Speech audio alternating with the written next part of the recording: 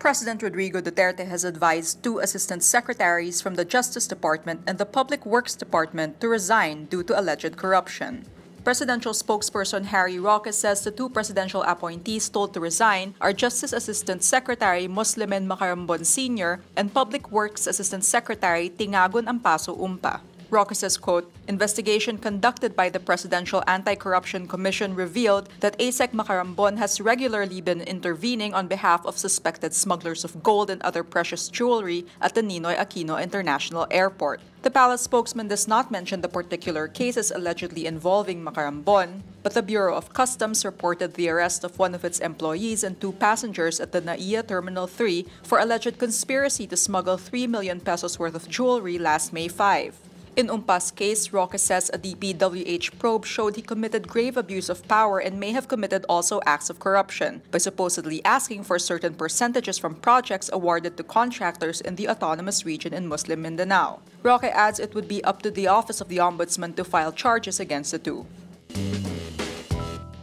President Rodrigo Duterte is not pushing through with a plan to ride a jet ski around Philippine Rise or Benham Rise on Tuesday. Malacanang staff earlier said Duterte might use a jet ski to visit Philippine Rise. At least 7 jet skis are aboard BRP Davao del Sur, which will be used during Duterte's visit. No reason has yet been given why Duterte is not pushing through with this. Special Assistant to the President Bongo says he and Duterte's youngest son Sebastian will ride jet skis on Duterte's behalf. When he was running for president, Duterte also made a promise to ride a jet ski to the Spratlys, but to assert the Philippines' right over the West Philippine Sea. Last March, Duterte said he only made the promise as a joke. A Rappler source says Labor Secretary Sylvester Bello III has applied for the Ombudsman post. This comes on the last day for applications for the Ombudsman post, which will be vacant by July 26. Bello was a former Cabinet Secretary, Justice Secretary, and Solicitor General. He also led the government negotiating panel in peace talks with the New People's Army, Communist Party of the Philippines, and National Democratic Front. Another name being closely monitored as Tuesday's deadline closes is that of Solicitor General Jose Calida. But Calida is facing a graft complaint before the Office of the Ombudsman for supposed financial interest in a security agency which has contracts with the government. Others supposedly interested in the Ombudsman post is lawyer Edna Batacan. Batacan represented former Mayor Rodrigo Duterte in a graft case in 2011. She won that case for Duterte. Batacan also represented former First Gentleman Mike Arroyo. Another applicant is Special Prosecutor Edilberto Sandoval, who was presiding justice of the Sandigan Bayan before he retired and was appointed Special Prosecutor by Duterte in 2016. Philippine National Police Chief Oscar Albayalde says barangay leaders linked to illegal drugs won't be cleared even if they are re-elected.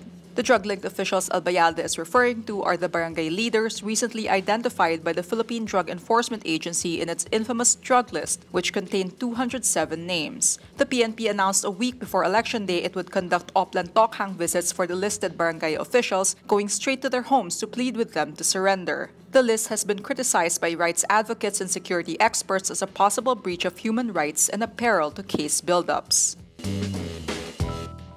Meghan Markle's father has pulled out of accompanying her down the aisle at Windsor Castle when she marries Prince Harry on May 19. A TMZ report says Thomas Markle, who recently posed for paparazzi photos, doesn't want to embarrass her daughter. The elder Markle is also reported to have suffered a heart attack in recent days. The U.S. actress's father had defied Kensington Palace's pleas for secrecy by agreeing to pose for a paparazzi photo shoot. The images showing him being measured for a suit and admiring a photo of the future royal couple on his computer supposedly sold for $100,000. The elder Markle was supposedly convinced after being hounded by the paparazzi. He is now said to feel like a total fool who has been scammed. Kensington Palace doesn't confirm whether Markle's father would be attending the wedding, but it says, quote, "This is a deeply personal moment for Miss Markle in the days before her wedding. She and Prince Harry ask again for understanding and respect to be extended to Mr. Markle in this difficult situation."